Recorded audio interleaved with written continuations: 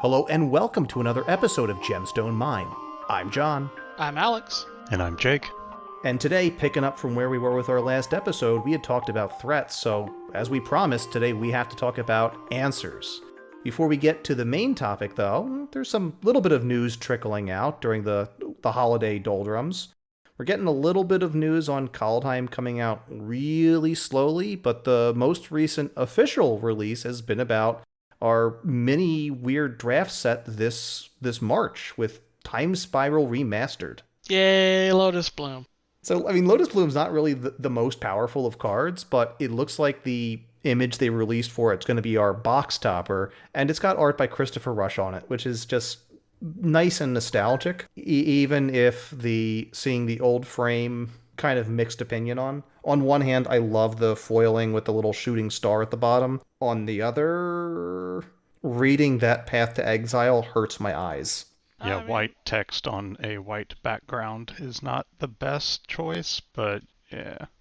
And we get to see why vintage artifact decks are called mud. So that's that mud-colored background. Well, I did say that I was really eager that one of the sets I kind of missed out on being able to draft would have been Time Spiral. So this is about as close as I'm ever going to get to that. Kind of looking forward to seeing how this does, what cards wind up in it. I would like some stupidly complicated, ridiculous draft set to play around in, so this looks like it could be fun. Provided we can play in person by the time it comes out in March. Yeah, so I guess that takes us on to games we've played, and unfortunately our Commander Legends Boxing League sealed nonsense is on hold for a few more weeks at the moment. Since we don't have a lot of stuff to talk about with the new games, I think I'm the only person who's actually played Commander in the past 2 weeks since we've recorded last. Alex, you've been playing a lot of Historic Brawl. What are you playing on Brawl? I'm not playing Rise the Redeemed. I don't know what you're talking about. I didn't accuse you of playing Rise the Redeemed. I have a Rise token elf ball thing I play on Historic Brawl just because it's fun, and I honestly like to see how the game handles just ridiculous amounts of tokens. Especially now that, Scoot Swarm is a thing. Didn't you say you crashed the client with Scoot Swarm last year? I did crash the client before they put a limit on the amount of tokens that you could have, which I believe is like 250. Yeah, with a ramp deck that also involves Scoot Swarm, it's really easy to lag the client out. It's satisfying.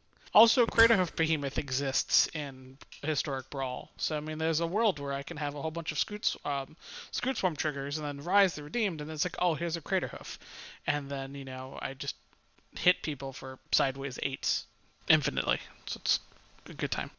Ah, got it. Sideways 8s, infinite. Okay, now I see where you're getting at with that one. Yeah, it was a bit of a reach. That's okay. We'll give it to you. Jake, I know it's been busy up your way recently, so no recent games, but you did mention you were planning to do some deck building coming up soon. Yeah, either deck building or deck rebuilding, something along those lines.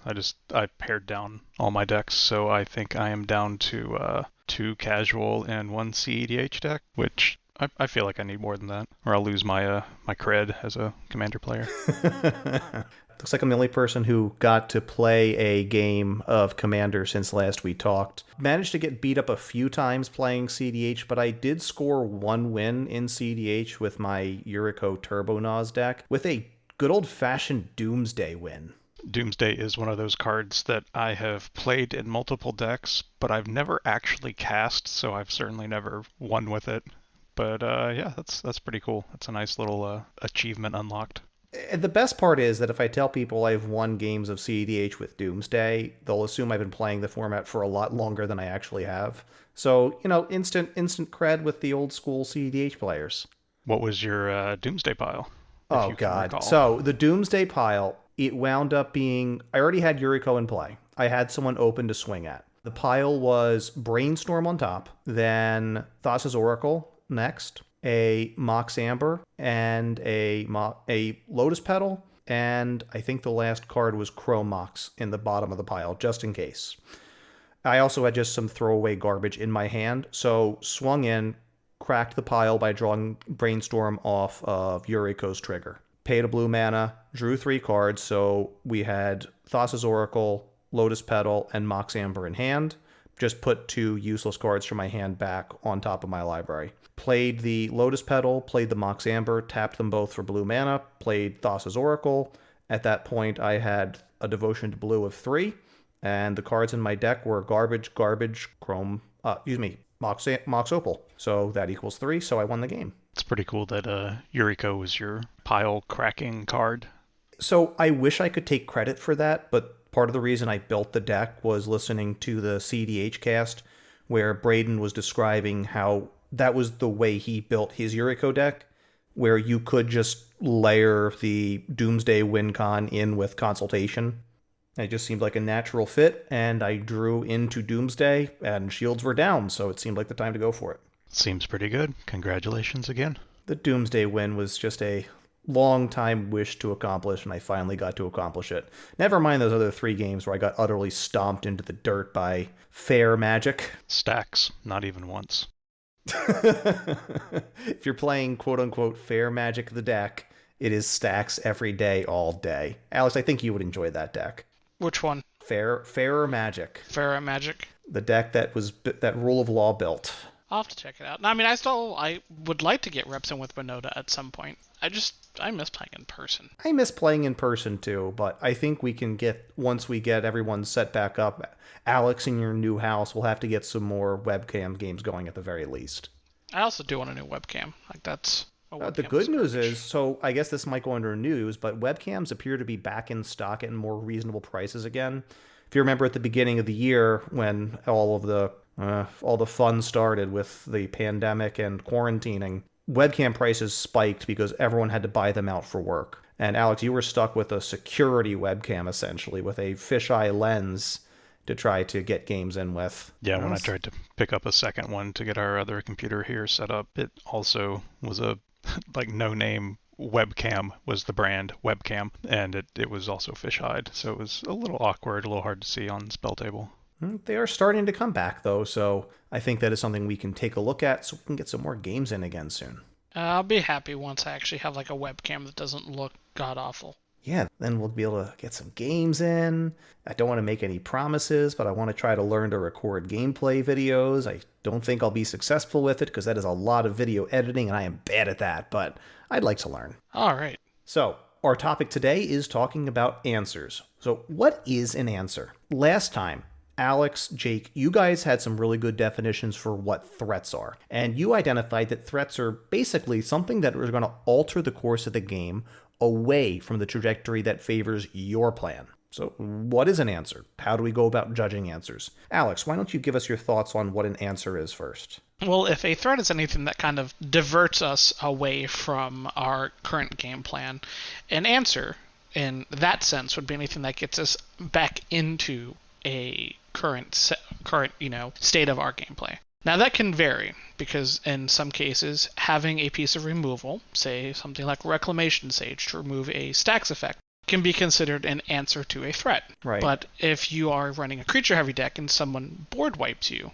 then at the same time an answer to that would be traditionally a counterspell, less commonly something to make your creatures indestructible, such as Heroic Intervention. Heroic Intervention or effects like Teferi's Protection. But there are, depending on the decks that you're running and what it is you're trying to do, there are some cases that things are just generally unanswerable, aside from how quickly can I get back to my current board state and my current game plan. And sometimes that in itself can be a way of an answer. How do you answer an empty board state as a creature heavy deck? So an answer to that is just get things onto the battlefield. Okay. So for all of our listeners over the age of 21, you should definitely take a shot every time someone says the word answer today.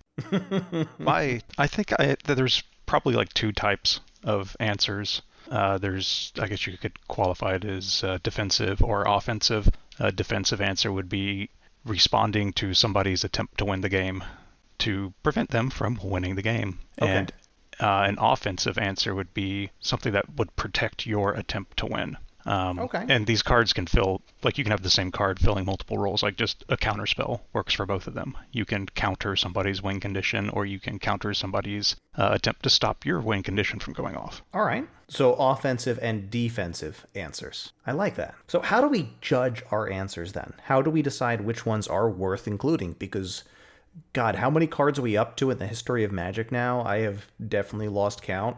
And not all of these cards are created equal. So what makes for a good answer? Pretty much anything that will help you break parity with what it is you're doing. If you can answer something by putting someone back or disrupting what someone else is doing with little to no impact on your side of the board, then that is a positive answer. And if you can do that for the least amount of resource investment, the least amount of mana, then the better. Which is why effects such as Swords to Plowshares and Path to Exile are, premium removal spells that exist in, multiple formats across Magic, because they are incredibly efficient at getting rid of creatures, threatening things. And oftentimes, life totals or land is a negligible price to pay, as compared to, a spell costing. At the same time, though, if you're going to be trading answers and being the one to answer somebody's threat, if we're looking at raw card advantage then, in that scenario, you've cast the Swords to Plowshares, you've killed my Blightsteel Colossus, that's our classic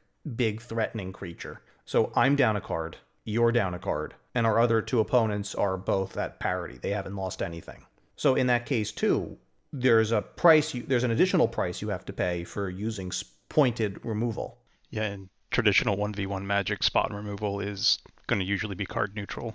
But in multiplayer, at best, it will, if you're trading 1-for-1, there's going to be two other players that are completely unaffected that will just gladly take you spending cards to get rid of threats that do not impact them.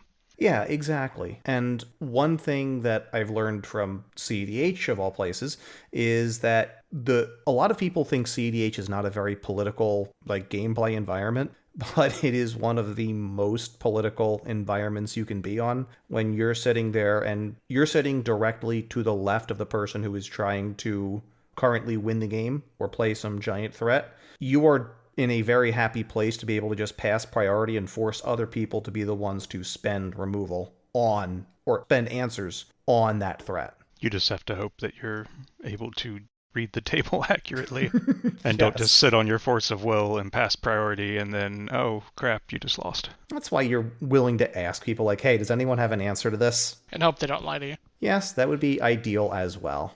So, that's definitely one way to look at it then. So what is the most efficient way you personally have to answer the threat that's coming across to you? Swords to Plowshares and Path to Exile are good examples as well because they have a pretty wide window. So the window of opportunity for a spell would be, a counterspell is great, but it is only going to be effective while that spell is on the stack, threatening to win the game or put the threat that will eventually win the game into play. It doesn't do much good if someone has already cast and resolved their Blightsteel Colossus and you draw it 2 turns later. Something like Path to Exile, you can use that at the last possible second when they decide they're finally going to swing the Blightsteel Colossus your way. At the same time, though, these spells like Swords to Plowshares and Path to Exile, you trade a little bit on flexibility. Yes, you get a very efficient removal spell, but you also can't then point that at somebody's soul ring. You can't point that at somebody's stasis. You can only point it at a creature. Yeah. And that flexibility is the reason why, at least for green, for example, Beast Within was such a premium removal spell back when, I first started getting back into Commander, because it hit anything, and it was in a color that traditionally didn't have access to those things. The game has shifted away from that as multicolor decks became more prominent and just better options became available. But having that flexibility is often worth having the additional mana cost as compared to a simple low mana investment exile a creature kind of effect. But why not have both? Yeah, so of the categories, like we're talking about the windows that you have to employ your answers, having instant speed is going to give you the most options to use in the actual gameplay. And having a more flexible card like Chain of Vapor can answer every permanent, non-land permanents, which increases its usefulness. It means it can respond to more variety of decks and also has a use on your own stuff. If you need to save something or you want to use it as a kind of rough ritual, you can do that, or some storm count building. It's very flexible. So for people who may not be as familiar with it, Chain of Vapor is a 1 blue mana instant return target non-land permanent to its owner's hand. Then that permanent's controller may sacrifice a land. If the player does, he or she may copy this spell and may choose a new target for that copy. It is often regarded, CEDH for example, where Chain of Vapor is basically the blue Swords to Plowshares equivalent because it gets rid of anything. That's relevant. Does so at instant speed with very minimal cost to you. And exactly what Jake said, with it being flexible enough to not just get rid of anything, but give you all the toys to play with and options to ritual out artifacts if you need to with it. And sometimes, why not both? You just ritual it out, play it, sacrifice the land you tapped, replay your land, and then copy the spell to get rid of what you were going to copy anyway. It's a good card. And like I was mentioning with the offensive and defensive answers, it can play as both. You can use it to bounce somebody's win con, or you can use it to bounce a particular piece of stacks or something that is preventing you from going off. And it's fine. Like if they replay it on their next turn, whatever. If they never get a next turn, then that doesn't really matter. Yeah, that's one of the problems from my standpoint, at least, from Blues. Well, their answers are only temporary. It doesn't matter if they're only temporary if they're going to win that turn. The best removal is player removal. God, yes.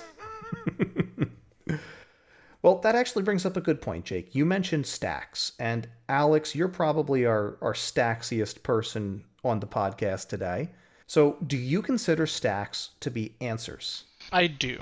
So if you are looking in the sense of a threat being something that derails your current game plan towards winning the game, and an answer is anything that would prevent an opponent from doing so. Traditionally, stacks are filled with, I'm going to not let my opponents do something so that I can achieve victory at my own pace. So this is a scenario where our pieces are not only moving forward our game plan, but also acting as threats and proactive answers to our opponents. Now, not all are created equal, but if you look at the deafening silence effects, where players let's use rule of law. So rule of law effects, where players can only play one spell per turn. Traditionally, decks that run rule of law effects have ways around rule of law effects, or want the game slowed down that way. If you're playing a deck that's Storm, or is trying to sit there and do a lot in one turn to put yourself ahead of where the rest of the table is, rule of law effects can be crippling, which is why a turn 1 root maze at a table normally gets some groans, especially if you're on the play and you turn 1 root maze, because then fetch lands don't do anything, and Yeah, root maze is a little bit different than rule of law, but I would agree it is a really powerful stacks effect. So root maze is 1 green mana for an enchantment, which simply reads that lands and artifacts enter the battlefield tapped. Everything is a slow land. Everything is a slow artifact. And traditionally, since it is a green enchantment that does that, my experience with it is through Blood Pod. Normally, I have either fast mana to go with it, so I get my rocks out before I put Root Maze into play, or I have the follow-up turn, I can start playing Mana Dorks to break parity on lands coming in tapped. But in that case, I'm moving my game plan forward, which is slow everybody down, because I want the game to go long so that I can establish a win con. And at the same time, it's acting as a proactive answer. I don't need to worry about answering your crazy combo on turn 2, turn 3, because your land's not coming in untapped. So you're not doing anything on turn 2 or turn 3. Jake, what do you think about stacks? I know you've dipped your toes into it at least a little bit with a few decks you've worked on. Cough, Alayla, cough. Don't forget Bruna. Oh, that was a fun game. I don't know what you were talking about. Yeah, it's a valid approach to the format. It is very favorable against certain metas. It's just not something I personally enjoy playing with, so I usually don't. But it works. It does what it's supposed to do. And I think in terms of metas, like you said, I believe it was Jim from the Spike Feeders kind of did a PSA on stacks decks, like, hey, they're legitimate parts of the meta, but kind of talk to people first and make sure it is a welcome part of the meta you're going into. They keep other decks in check, and they keep things from getting too degenerate, despite that being my preferred way of playing Magic is to just do degenerate things. It keeps everything in line. Everybody was just 100% racing the whole time. It would be less enjoyable, I think. The biggest thing is that if you have a stacks deck, you still need to have a way to win the game. The exploitative game that I almost, whatever. Which is why I played Blood Pod, because I want to stall the game out, but I do have a degenerate combo in the deck. Multiple that just involve Kiki Jiki and insert random creature here. The running joke was it combos with Gave, however you want to pronounce his name. I think the official is Gave. Yes. I still think the preferred among most of the community is Gave. I personally prefer Gave, but It combos with Gave. In this case, most of the things that go in the Blood Pod combo with Kiki. It's one of those, I acknowledge the council has made a decision, but considering it's a stupid-ass decision, I've elected to ignore it. Kind of like GIFs and GIFs. We're not going to go into that.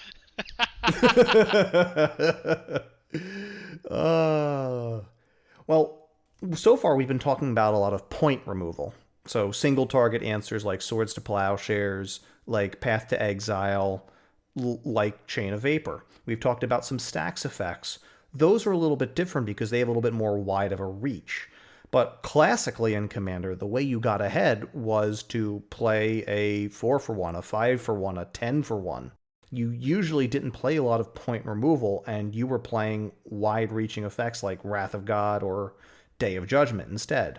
Has it seemed like those sweepers have been falling off more and more as the years have been going on to anybody else? I feel that it might seem that way because the people we've been playing with and the kind of decks that we've been playing.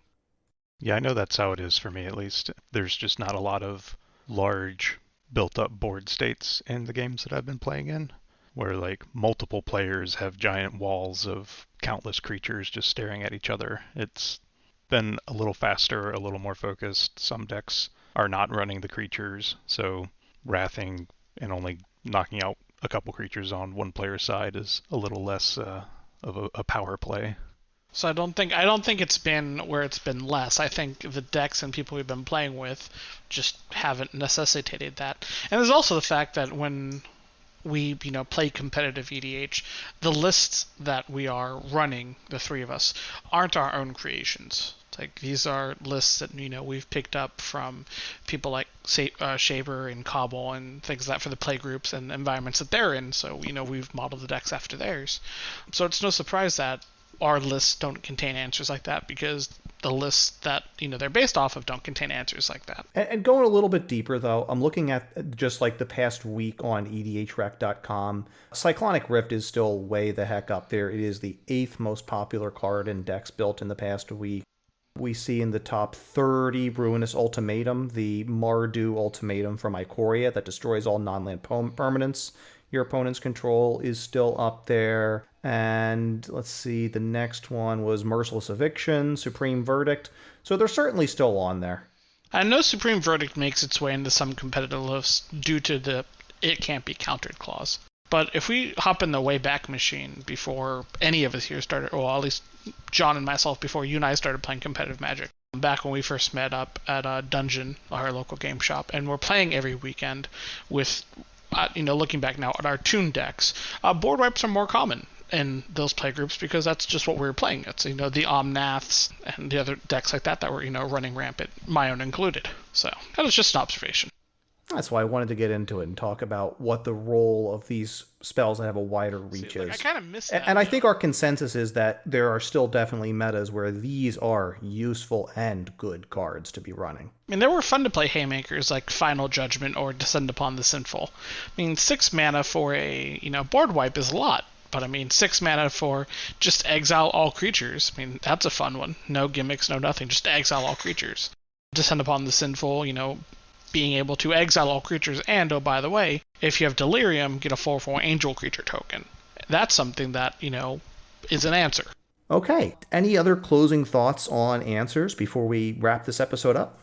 No, that I can think of. I mean, answers are, we could be here till the cows come home talking about answers because they're so nuanced and so varied and realistically very situational in the same way that threats are. So I think this has been a good talking point. Well, thanks for coming to our TED Talk on answers. They are good. You should have some because interaction is fun. And if people are just sitting behind their invisible castle walls trying to play solitaire, you are in the wrong game. So the game just doesn't end at that point, yeah. Have interaction. Interaction, answers, responses, removal, whatever you want to call it, it is a good thing to have. Speaking of a good thing to have, you know what it's time for? It's time Dinner? for the hot seat. Dinner. You already ate beforehand. I talked to your wife, Jake. That's true, yeah. Second dinner. Ooh, second dinner. What did they call that in Lord of the Rings? I remember It's it supper. was Merry who's giving the speech, right? It's supper. It's dinner then supper. So technically, dinner then supper. I Okay. actually was given a lesson on this. The like 7 meals in a day or something. Yeah. Anyway. Okay. So this week for our hot seat question, I am currently working on a mini episode where I'm going to be mentioning that one of the more unique and interesting areas that Wizards has been exploring in design recently has been the use of a treasure token, essentially as a sort of evergreen go-between between rituals and a permanent form of ramp. But if you think about it, the treasure token is really weird in the history of Magic because up until recently, tokens have only been creatures. Tokens really haven't represented anything more than that. But just in the past few years, we saw gold tokens starting out in Theros, which kind of opened the trend. Then we saw treasure tokens coming out in Ixalan. We saw clue tokens coming out of Shadows over Innistrad when everyone was doing their Eldritch Horror investigations. And then most recently, and I think most wonderfully, we saw the mighty rock equipment token. What would be an interesting use of the design space of tokens apart from simply creatures? Easy. Land tokens. Land tokens. Land Okay, tokens Jake. as a way to get around constantly shuffling your deck, which really it's a non-issue in digital, but in paper Magic, especially in Commander, it is a pain in the back to constantly be shuffling your 100 card double sleeve deck when you're just fetching out a forest or whatever. Being able to make token lands instead of searching for them, I think would be a pretty nice way to reduce the amount of shuffling, which is something that Wizards has indicated that they're not too fond of whenever fetch lands are present in the environments. Okay. So something like essentially a fetch land that instead creates either a plains token or a mountain token? Yeah, something like that. That would be a just nice quality of life upgrade. Alex, you were also pretty quick on the draw here. You got one ready for us already? one that already exists, actually. Well, we want something new, something fresh to explore. Well, that's something. Well, so that's a hard thing. So realistically, you can't make a token out of a spell. Like you can't say or like an instant or a sorcery. So how do you get a lightning bolt token? Do you sacrifice it for its mana cost? And then, all right. So let's play a game here. Let's pretend that runes that are something that are discussed in Kaldheim as possible spoilers is a card type. So let's put on our tinfoil hats here, and let's assume that rune tokens are a thing. And what a rune token is you can cast a spell, say Lightning Bolt, for its normal cost, or as an alternative card or cost to it. So sit there and say you don't have red to cast it, you've got blue. For a colorless, you can turn that spell into a rune token, so to speak. And that rune token has a colorless casting cost, and the effect is literally just that of the spell that you etched into this rune on the ground. So it maybe something like that could be used to turn things traditionally non-token, such as an instant or sorcery, into a token. Well, wouldn't that be kind of close to the symbols from what block was it? Judgment? Like the seals. The Are seal you talking of about seals. Yeah, seal the of cleansing. Yeah, so you could have like seal tokens where it creates an effect. So imagine when sagas come down. Sagas have different volumes. We'll pretend each volume is actually a token, and for each token you sacrifice, it does something different. Those are fun headspaces you can get into that nowhere near as clean as saying, oh, land token should be a thing. The one that came to mind for me was actually a unique card in Commander 2017, which is the Bloodforged Battle Axe. Making a bunch of copies of itself. Yeah, so it's not something traditionally that you see, like you saw our tokens being made for ritual effects. Having a self-replicating piece of equipment, I believe, is unique to this specific card. That is pretty unique and also pretty cool, I have to say. I would personally like to see something that more closely mimics enchantments. And I guess kind of my perfect one would be something somewhere near the seal, Alex, that you described when you were describing runes, or something a little bit closer to good old-fashioned land auras. something that could create a token that you could put onto a land that could act like a colorless wild growth or something along those lines. We've never actually had tokens that could attach to anything so far, so that one is probably the most out there in terms of the design space so far. Bloodforge battle axes are tokens that can attach to things. That's also true. The equipment And the rock. And it does specifically say token. The rock. So. Yeah, that's true. The other one that I would like to see would be something that explores ground similar to the Clue token. Clue is just not quite generic enough that I feel like Wizards wants to have it be like an evergreen source the way Treasure is becoming. But I would like to see something in that same vein as a token that can provide reusable card advantage or even just temporary card advantage. Something that, I don't know, scries when it comes, like scries 1 when it comes into play, and then you could crack it to draw a card or something along those lines. Something Clue-like. So it's worth noting, and this is something that's come across in my historic brawl playing with Rise, is Skyclave Relic. So that is the new one out of Zendikar Rising, where every time you kick it... No, if you kick it, you get 3 copies of the Mana Rock? They are tokens, not copies. I mean, they're copies, but they are... Token copies. Token copies. So Rise can create additional Skyclave Relic tokens. So at that point in time, if you have token lands or token runes or things of that nature, at what point in time do effects like that become a little too powerful? Well, I mean, I think the obvious answer is we just ban Rise. Right, Jake? And Doubling Season. And Anointed Procession. That's why this is a hot seat question. That's why we're not working for WotC. Anyway, guys, that was a fun way to close out this episode. Ed, we're going to, I think, sign out for here. We're going to stick with this schedule we've got going right now, where every 2 weeks we get together for more of a long-form roundtable discussion audio episode. And then in the intervening weeks, I'm going to try to keep things up with the short-form mini episodes to make sure you guys get a good stream of high-quality content. By the time you're listening to this, it should be the New Year's. So I'm John. I'm Alex. And I'm Jake. You can reach the crew from Gemstone Mine on Twitter at GemstoneMineMTG or send us an email at gemstoneminepodcast@gmail.com. On YouTube, we're Gemstone Mine Podcast. Be sure to like, subscribe, and hit the notification bell.